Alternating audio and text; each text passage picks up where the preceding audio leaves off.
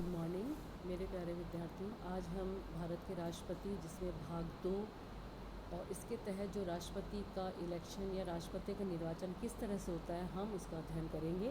और जो राष्ट्रपति इसके पहले जो भाग 1 में था भारत का राष्ट्रपति, उसके संविधान में भूमिका क्या होती है और उसकी योग्यता क्या होती है, इसके बारे में हमने बात करी थी। आज हम दूसरा भाग 2 पढ़ेंगे और राष्ट्रपति का निर्वाचन जो बड़ा महत्वपूर्ण है। एक जो भारत का राष्ट्रपति का निर्वाचन जो अमेरिका के राष्ट्रपति का निर्वाचन होता है जो पूरे विश्व में प्रसिद्ध है, उसी तरह से हमारे यहाँ पे भारत के राष्ट्रपति का निर्वाचन की व्यवस्था की गई है।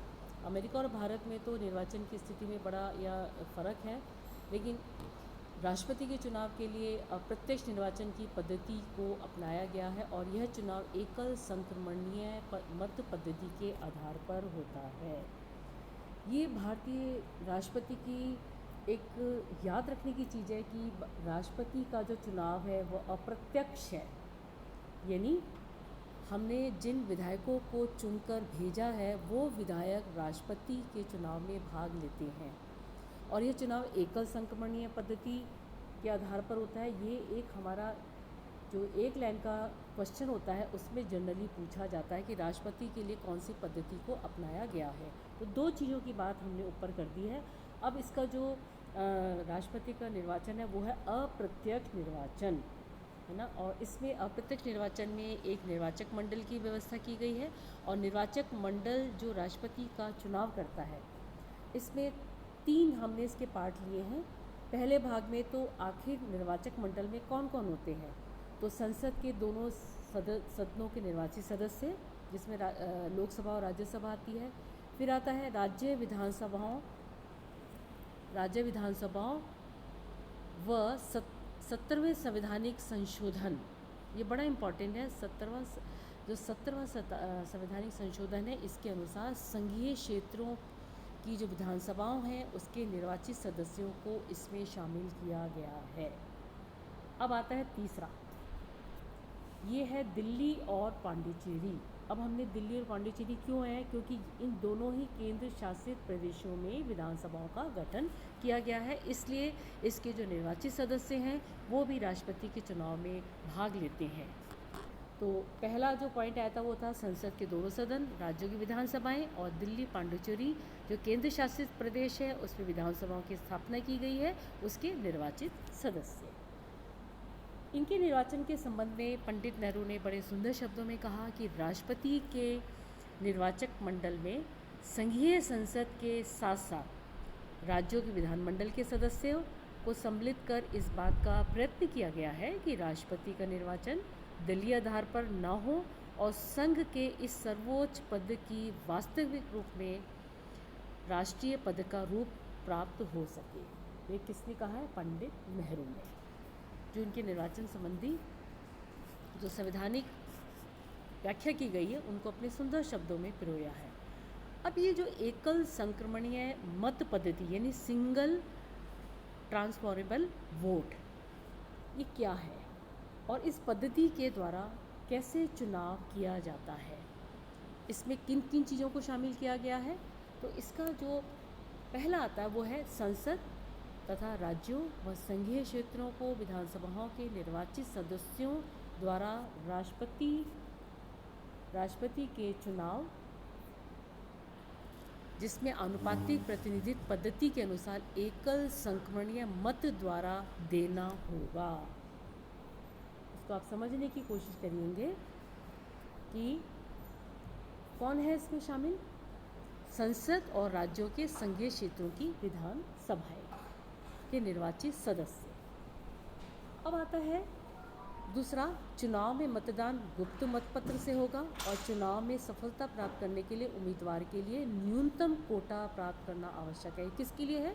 राष्ट्रपति के चुनाव के लिए न्यूनतम कोटा निर्धारित करने के लिए निम्न जो सूत्र है उसको अपनाया जाएगा।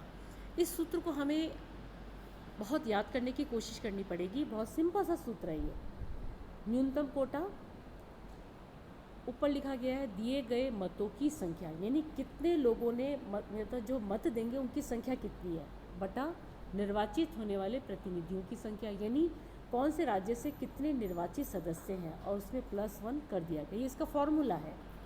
दूसरा क्या है, न्यूनतम कोटा की व्यवस्था इसलिए की गई है ताकि स्पष्ट बहुमत प्राप्त होने पर ही एक व्यक्ति को राष्ट्रपति का पद प्राप्त हो सके।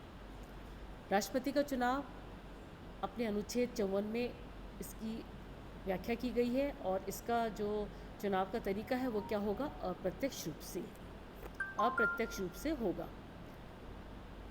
प्रेसिडेंट के चुनाव में, राष्ट्रपति के चुनाव में, जिसमें पहले हमने बात करी थी लोकसभा के निर्वाचित सदस्य, राज्यसभा के निर्वाचित सदस्य, ये मैं आपको इसके द्वारा समझाती हूँ, ये मैंने इंगित कर रखा है, और एमएलए ऑफ स्टेट यानी जो राज्यों के एमएलए हैं उनके सदस्य, और 2 केंद्र शासित, जो मैंने पहले बताया था, दिल्ली और पांडिचेरी के निर्वाचित सदस्य, ये इसमें भाग लेंगे। अब इसमें नोट करने वाली क्या बात है कि विधान परिषद के सदस्य मतदान नहीं देते हैं जहाँ पे कि 2 सदन पाए जाते हैं। बाकी के जो 8 केंद्र शासित प्रदेश भी वोट नहीं करते, और इसमें लड़ने के लिए जो 15,000 रुपये हैं वो जमा कराने होते हैं। किसके लिए? राष्ट्रपति के चुनाव के लिए। अब निर्वाचक मंडल के जो प्रत्येक सदस्यों के मत का मूल्य या मतों की संख्या निश्चित करने के सूत्र इस प्रकार है। ये इसका फार्मूला है, ये आपको याद करना पड़ेगा, और कई बार 2-3 लाइनों में भी इसके प्रश्न को पूछा जाता है जो आपको फार्मूला के आधार पे समझना पड़ेगा। पहला है, किसी भी राज्य संघीय क्षेत्रों की विधानसभा के सदस्यों के मतों की संख्या, ये इसका है सूक्ष्म, ये पहला था। अब ये जो बात इन्होंने कही है फार्मूले के लिए कि किसी भी राज्य या संघीय क्षेत्र की विधानसभा के लिए ये इसका मत है, तो इसमें कौन सा फार्मूला अपनाया गया है? राज्य संघीय क्षेत्र की जनसंख्या यानी उस राज्य की जनसंख्या और अपॉन राज्य विधानसभा या संघीय क्षेत्र की विधानसभा के निर्वाचित सदस्यों की संख्या। इसमें एक तो राज्य लिया गया और एक संघीय क्षेत्र लिया गया, और बटा किस में लिया गया? राज्यों की विधानसभा लिया गया और संघीय क्षेत्र भी लिया गया है। ये चारों दिए गए हैं, और इसमें हम इसमें प्लस क्या जोड़ देंगे? 1000। अब दूसरा है, संसद के प्रत्येक सदन के प्रत्येक निर्वाचित सदस्य के मतों की संख्या। इसमें भी फॉर्मूला को अपनाया गया है। इसमें समस्त राज्यों और संघीय क्षेत्रों की विधानसभाओं के समस्त सदस्यों को प्राप्त मतों की संख्याओं का कुल योग, यानी राज्य और संघ की विधानसभाओं के जितने सदस्य हैं जो मत देंगे उनकी कुल योग क्या है, अपॉन संसद के दोनों सदनों के निर्वाचित सदस्यों की संख्या। इसमें इन्होंने दोनों को शामिल किया गया है। अब चौथा पॉइंट आता है कि विधानसभा भंग होने पर राष्ट्रपति का चुनाव संभव है या नहीं है, ये चौथा पॉइंट है। 5वां, उम्मीदवार के नाम की प्रस्तावना और अनुमोदन।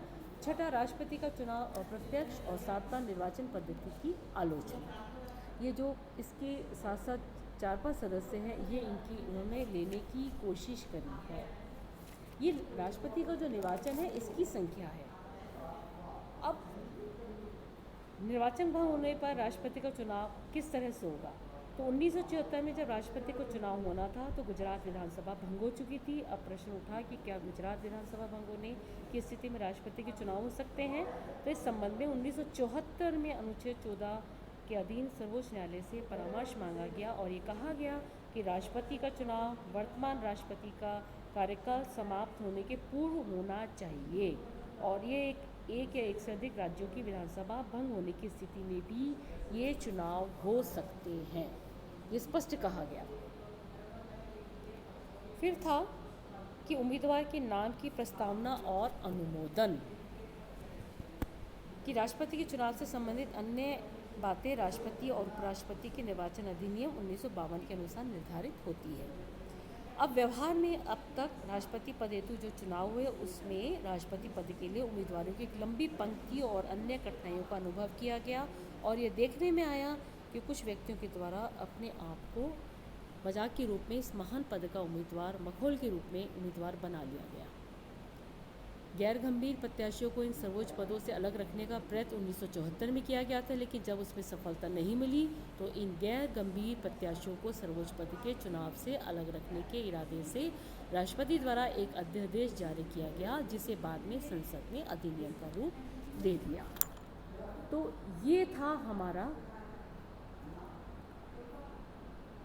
राष्ट्रपति का जो चुनाव है उसका भाग 2।